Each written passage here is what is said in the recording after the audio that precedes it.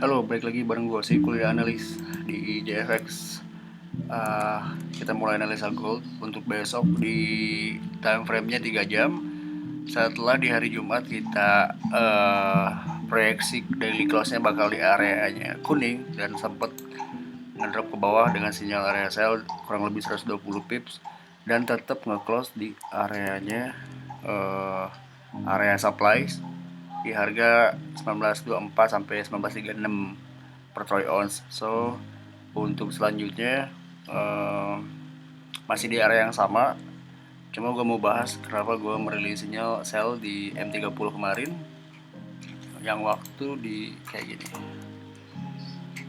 Kita buka chart M30.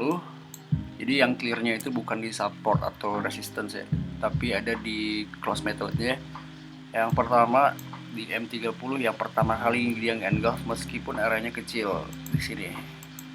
Nah ini kan di jam 9 lebih lah kurang lebih. Jadi setelah kita buka sell itu ada yang namanya ini nih, kayak seakan-akan dia udah jadi dynamic support.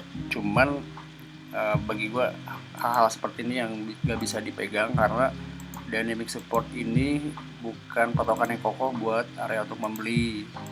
Ada 3 kali dia mencoba untuk ngedrop, berhasil naik, tapi setelah dia menjemput area supplies di atas berhasil lagi jebol ke bawah dan nutup di bawah area lower trend line-nya, berhasil reverse sebagaimana yang gue prediksikan semalam itu waktu hari Jumat. Kalau misal ini jebol yang areanya tutupan ini, maka bisa agak deres, dan ternyata betul deres dan langsung dropnya 120 pips dari kemarin yang ini. Dan chance swing kita itu selalu gagal di sell, entah kenapa. Mungkin masih banyak buyer gold di momen-momen tersebut. Lalu analisa yang paling standar di JFX itu kan ketika entry di level A1 A2 maka take profit maksimum itu ada di level E dan E+, yang dimana level E nya itu udah pernah terhit di 1917,1 dan langsung naik ke atas. Dan ini pun ada level C nya itu yang di Fibo yang ini. Jadi kita tebelin. Nah, kita tebelin pakai 4. Jadi semisal ada level E yang udah terhit, lalu level C di Fibo yang besar, pasti tolokannya besar. Reversalnya itu tinggi banget gitu. Sampai gue nge-broadcast ada di jam-jam yang tersebut, gue bilang di M3 sama M5 ada bearish-nya juga dan berhasil naik. Nah, meskipun demikian gue masih percaya ini bakal bearish untuk gold karena kalau kita lihat daily time frame dia belum ada koreksi major yang betul-betul jelas di area sini. Terlebih lagi kalau misal daily close sampai ke tanggal 7 Februari ini berhasil engulf di area bawah sini di harga 1904,5an, gue sangat percaya ini bisa bakal jadi sell swing kita sampai ke area at least yang pernah gue bilang kemarin. Ini sih agak impossible, lama banget. Kalau misal mau kesini pun lama banget. Cuma ada kemungkinan bakal ngedrop ke sini asalkan higher close-nya nggak dijebol, lalu membuat engulf bearish di time frame day one. Setelah itu timing maksimumnya 7 Februari. Kalau misal di 8 Februari atau 7 Februari ini gagal nutup di bawah ini, maka dia bisa kembali bullish dan seakan-akan menjemput area demand di bawah ini untuk naik ke lebih tinggi lagi. Kita bongkar yang bullishnya M3 sama M5 yang gue bilang di grup. Hati-hati ada bullish M3 sama M5 seperti ini, karena kalau kita lihat di M1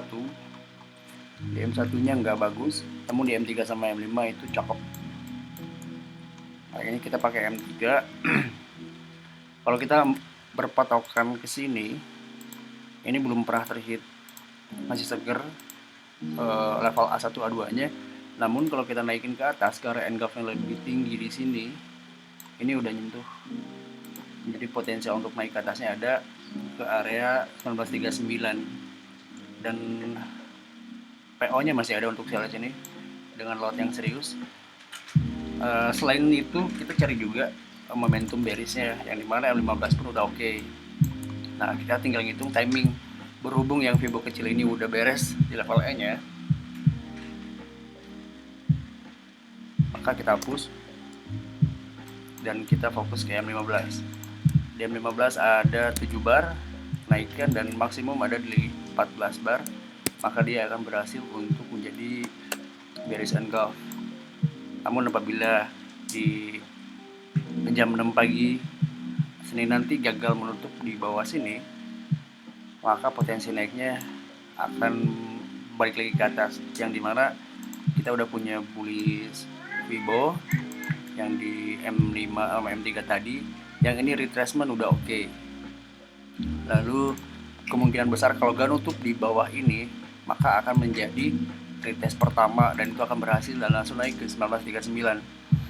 Lalu case keduanya, kalau misal nutupnya di bawah ini di M15 berhasil, maka kita pasangkan Fibo yang sangat basic ini kayak gini, kita bikin perumpamaan. Nah, asumsikan engulfnya di bawah sini deh, lebih dikit. Nah, area entry-nya itu pasti ketebak-tebak terus di area supplies. Di sini buat entry sell, SL-nya di 1931 udah termasuk spread dan lanjut turun ke bawah. Harapannya bisa balik lagi ke 1904 atau 1906 sesuai target kemarin sih. Tapi kalau misalnya sininya hold, maka yang terjadi selanjutnya di sesi Asia hari Senin itu harga emas bisa kembali naik ke harga 1939 per troy ounce, dan mungkin kalau misalnya ini jebol yang Fibo H3 secara close, kita ganti ke close. Misalkan kalau ini jebol nutup di area A2 atasnya, maka bearishnya gagal dan akan menjemput area supply yang di atas juga untuk melakukan koreksi bullish ataupun kelanjutan bullish langsung naik. Kalau teman-teman pakai chart Exness, bisa dibuka di komputer atau laptop yang pakai time frame H4 dan H8. H4 secara cost, namun H8 secara week pun udah sangat sah untuk melakukan penurunan. Selebihnya kita cari entry untuk di Senin itu scalp, jadi patokannya untuk bullish yang di M5 yang ini, dan untuk bearish di M15.